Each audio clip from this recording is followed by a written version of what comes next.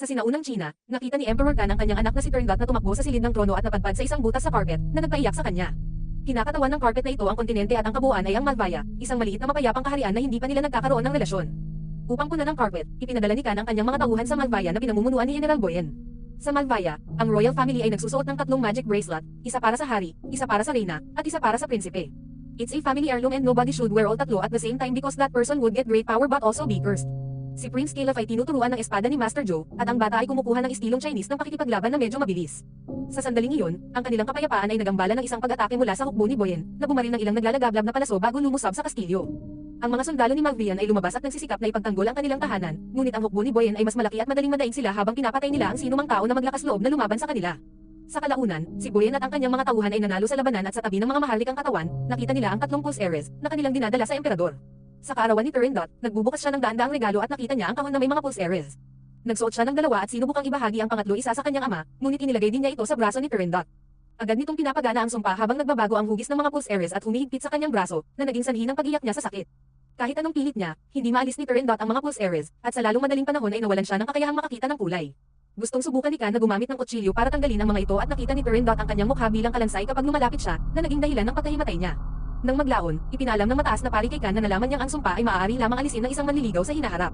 Kapag naging 15 na si Turandot, magbabahagi siya ng 3 bugtong at sinumang makalutas sa mga ito ay sisire sa sumpa, ngunit itatayarin niya ang kanyang sariling buhay. Kung hindi ito tapos bago siya mag-18, magiging yelo ang puso niya at mawawalan siya ng malay. Samantala, ipinahayag na nakatakas si Joe kasama si Caliph, na nawala ang lahat ng kanyang alaala. Matapos palitan ang pangalan ng batang lalaki sa Blue Eyes upang protektahan siya, dinala siya ni Joe sa kanyang bayang Kinlokan kung saan siya muling nagsasama-sama ng kanyang pamilya, at agad na nakipagkaibigan si Blue Eyes sa anak na babae ni Joe.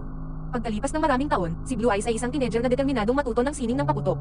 Ang anak ni Joe, si Lear, ay naging kapatid niya at madalas niya itong iniistorbo kapag siya ay nagsasanay. Isang umaga, pinaglalaruan niya siya ng kalokohan na sumisira sa kanyang furry work at natapos ang kanyang huling pulbere. Para humingi ng paumanhin, dinadala ni Lure ang mga asol na mata sa mga minahan, kung saan sila pumuslit upang panoorin kung paano lumikha ang mga master ng kamanghamanghang mga paputok na bumubuo ng mga hugis tulad ng isang phoenix.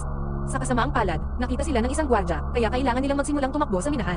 Sa tuwing sinusubukan ng mga gwardya na pigilan sila, itinutulak nila sila at tumalon sa mga kasangkapan, sinusubukang pabagalin ang mga ito. Biglang maabuting sila ng mga gwardya, ngunit ang master ng paputok ay naghagis ng ilang spark sa mga gwardya, na nagpapahintulot sa duo na makatakas sa isang nakatagong lagusan. Sa palasyo, sinuri ni Boyen si Turandot, na naging maganda ngunit malamig na prinsesa. Gusto ni Kan na sanayin siya ni Boyen, kaya wala si Turandot. Choice kundi ipaglaban siya. Dahil sa sumpa, si Turandot ay may mga espesyal na kakayahan at nakakagalaw ng napakabilis, kaya sa una ay hindi makakarating si Boyen ng kahit isang hit. Gayunpaman, kapag sinira niya ang kanyang habihan upang kunin ang isang piraso ng kahoy, sinimulan niya itong salakayin ng direkta at pinatutunayan na mahina pa rin ang kanyang pagiging espada. Dahil sa kanyang mga pagpuna, tumakbo si Turandot sa labas ng napakabilis at hinihintay na putulin ni Boyen ang kanyang pisngi, kaya pinalitan niya ang kahoy para sa kanyang aktwal na espada. Sa pamamagitan ng pagtingin sa refleksyon sa metal, nakuha ni Boyen si Turandot, mabilis na dinasarmahan siya. Sa sandaling iyon, lumabas sina Blue Eyes at Lawyer mula sa tunnel, na nagdadala sa kanila sa hardin ng palasyo. Nang makitang hinawakan ni Boyen si Turandot, hindi nauunawaan ni Blue Eyes ang sitwasyon at lumapit sa depensa ng prinsipe gamit ang kanyang espada. Salamat sa mga turo ng kanyang master, nag-aalok ang Blue Eyes ng napakagandang laban, at kinikilala ito ni Boyen bilang estilo ni Joe. Parehong lalaki ang patuloy na nagpapalitan ng mga hit at Boyen's first sinusubukang pigilan siya sa kanyang latigo. Madaling itinulak ito ni Boyen at ibinaba ang kanyang espada, ngunit ipinasok ni Turandot ang kanyang braso at nabasag ang espada sa mga pulse heiress. Pagkatapos ay lumitaw ang isang grupo ng mga gwardya upang arestuhin ang mga nanghihimasok, ngunit sinabi ni Turandot na kasama niya sila at inanunsyo na susanayin siya ni Turandot mula ngayon. Sa lalong madaling panahon, ang dalawang kabataan ay nagsimulang magsanay nang magkasama ang kanilang mga espada araw-araw at ang isang bono sa pagitan nila ay lumalaki. Hangang-hanga si Turandot kay Blue Eyes dahil kaya niyang makipagsabayan sa kanya anuman ang sumpa nito.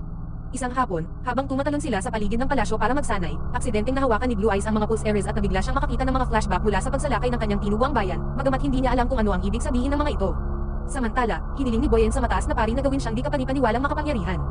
Sa isang maliit na lihim na lawa sa loob ng isang kuweba, sinubukan ng pari na magsagawa ng isang espesyal na ritual na nagsisimulang takpan ang Boyen ng ginto, ngunit hindi ito gumana at nawala ang ginto. Nagsimulang mag-isip si Boyen kung kailangan niyang patayin si Kan para makakuha ng kapangyarihan, kaya itinuro ng pari na maaaring pakasalan ni Boyen si Turandot sa halip. Maya-maya, sobrang namimiss ni Blue Eyes si Turandot kaya binisita niya ito tuwing kabilugan ng buwan, na siyang tanging gabi na dapat niyang layuan. Nang pumasok siya sa kanyang silid, laking gulat niya nang makita siyang nakatali ng maraming piraso ng tela at sinimulan niyang gupitan ang mga ito, hindi pinapansin ang kanyang mga babala na iwan siyang mag-isa. Ang mga bracelets ay bumabalot sa kanyang balat ng higit kaysa karaniwan at sa sandaling siya ay malaya, ang kanyang mga mata ay nagbabago at naging dahilan upang makita niya ang Blue Eyes bilang isang balangkas. Sa lalong madaling panahon ng sumpa ay pumalit at ginawa ni Turandot ang tela sa isang sandata upang subukang salakayin ang Blue Eyes, na nagsasalita sa kanya ng taos-pusong mga salita habang hinaharangan ang kanyang sandata gamit ang kanyang espada. Ang kanyang mga salita ay nakakatulong sa kanya na makawala dito, ngunit siya ay nagagalit dahil sinira niya ang kanyang pamumuno at muntik nang mamatay, kaya hiniling niya sa kanya na huwag nang bumalik. Pagkalipas ng ilang araw, naging royal guard si Blue Eyes at bahagi ng pangkat na nagpoprotekta kay Prinsipe Yutong ng Lampo kapag bumisita siya sa kanilang bayan para sa isang festival. Nakakulong pa rin si Current Dot sa palasyo, kaya pinapanatiling abala siya sa pamamagitan ng paggamit ng kanyang mga kapangyarihan sa mga habihan upang gumana ng mas mabilis. Maraming mga lalaki ang namatay na sinusubukang lutisin ang kanyang mga bagtong, ngunit iginiit ni Ka na sinubukan niyang muli ang prinsipe na kara-rating lang. Bumalik sa bayan, sa wakas ay walang tungkulin si Blue Eyes kaya nag-enjoy siya sa festival kasama sila ni Lure. Kaibigan Yuan, napansin nila na si Yutang ay may napakagandang sandang, kaya ginamit ni Luo ang kanyang latigo para lumipad ito at nahuli ito ni Yuan, na agad na tumakbo palayo. Sinimulan ni Yutong na habulin si Yuan sa buong bayan at pagkatapos ng maraming pagtalon, nahuli niya ito, ngunit ibinato ni Yuan ang punyal sa isa pang kaibigan at sinabihan siyang tumakbo. Samantala, inatake ng bodyguard ng prinsipe si Luo, ngunit napakabagal nito at madali nitong iniiwasan ang lahat ng galaw nito habang tumatalon-talon ito gamit ang kanyang latigo. Pagkatapos ay sinubukan ni Lure na tumakas sa pamamagitan ng pag-akyat sa isang mahinang istruktura at nagpa siya ang bodyguard na ibagsak ito, gayunpaman, tumalon si Lure bago siya masaktan.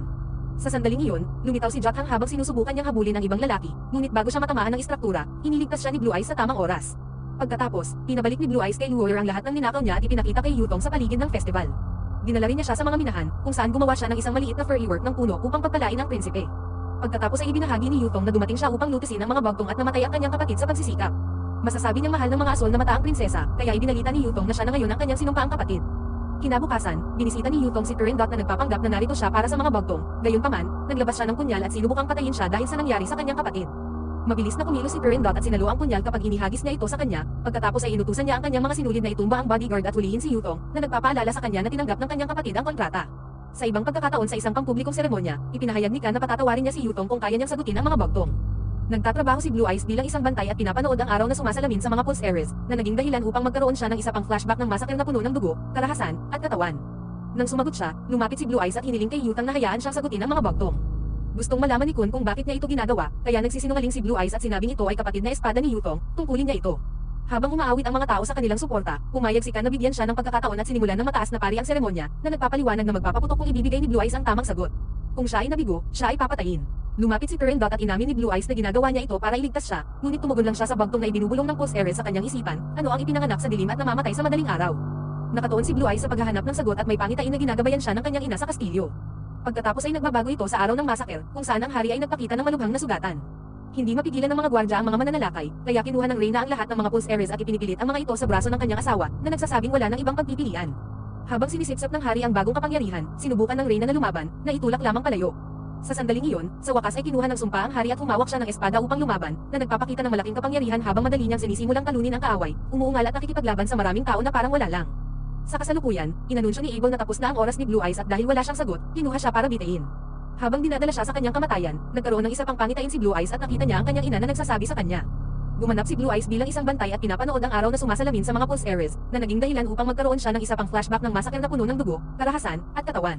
Nang sumagot siya, lumapit si Blue Eyes at hiniling kay Yutang na hayaan siyang sagutin ang mga bagtong.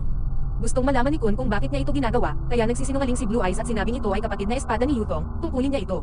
Habang umaawit ang mga tao sa kanilang suporta, pumayag si Ka na bigyan siya ng pagkakataon at sinimulan ng mataas na pari ang seremonya, na nagpapaliwanag na magpapaputok kung ibibigay ni Blue Eyes ang tamang sagot.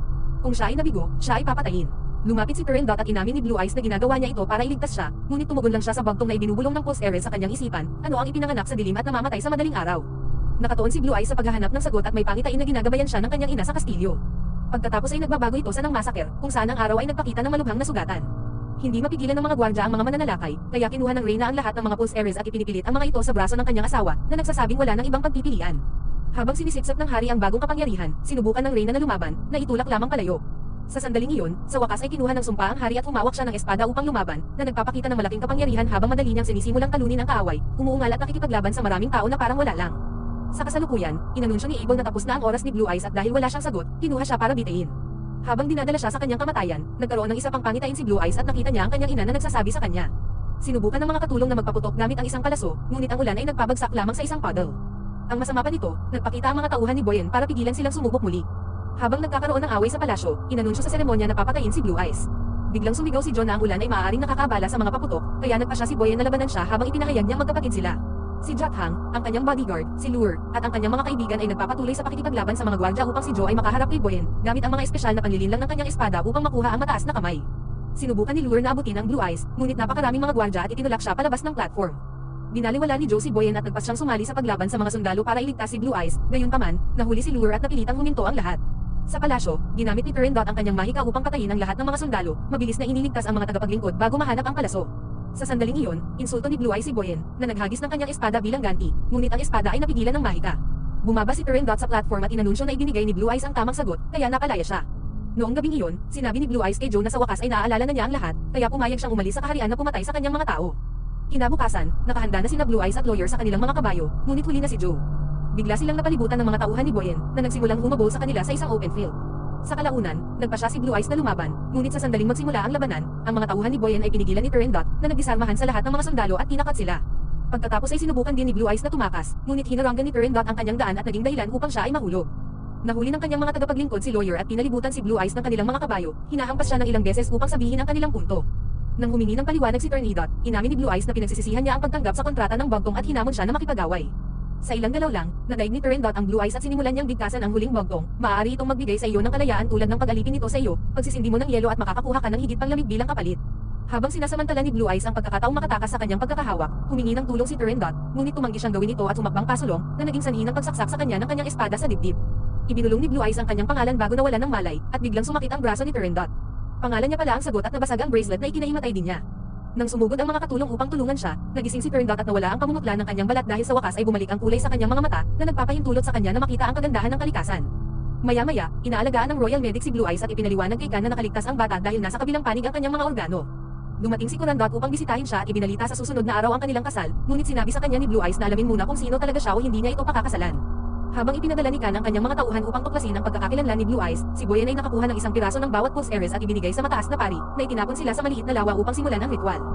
Humakbang si Boyen sa tubig at ang maitim na mahika ay pumaibabaw sa kanyang katawan, pinupuno siya ng malaking kapangyarihan. Nang matapos ang ritual, sinubukan ni Boyen ang mga resulta gamit ang kanyang espada, ngunit lahat ng kanyang mga sugat ay agad na gumaling. Pagkatapos ay sinaksak niya ang mataas na saserdote dahil sa labis na kaalaman.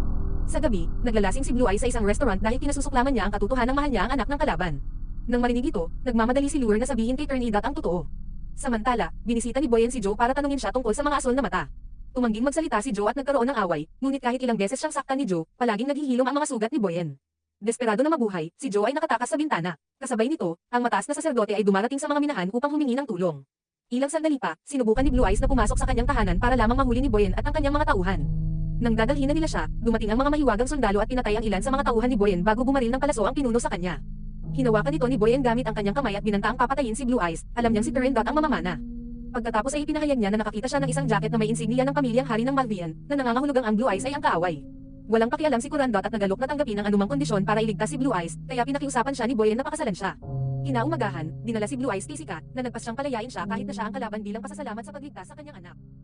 Para magsimula ng digmaan, sa kasalukuyan, kinumpirma ni Boyen na totoo ang kwento at gumamit ng isang piraso ng baluti upang patayin ang pari bago tinawag ang kanyang mga sundalo, na agad na lumusab sa palasyo at pinatay ang mga tagapaglingkod.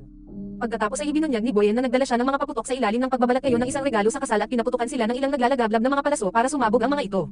Gayunpaman, nahulaan ng furry workmaster ang kanyang intensyon at ang mga paputok ay bumubuo ng isang malaking dragon na umaatake sa hukbo ni Boyen, na natalo ito sa loob ng ilang segundo.